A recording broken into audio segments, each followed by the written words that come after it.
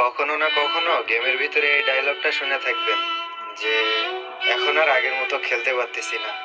আর এখনকার কিছু নতুন প্লেয়ার এই কথাটাকে অনেক মজার ছলে উড়াই দেয়। ওল্ড প্লেয়ারদের এটা একটা কমন ডায়লগ। যদি তোমাদের কখনো সময় হয় তাহলে একবার চিন্তা করে দেখো, যে প্লেয়ারটা 6-7 বছর ধরে গেমটা খেলছে সে কেন ইচ্ছা করে খারাপ খেলবে।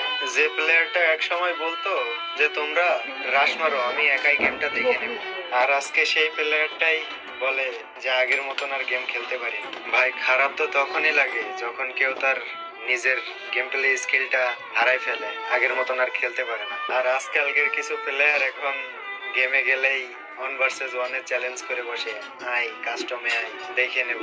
না আর আগের গেমটা আছে, না আগের টিমমেট গুলো আছে। ফ্রি ফায়ার গেমটা পুরোপুরি একেবারে ধ্বংসের পথে চলে গেছে।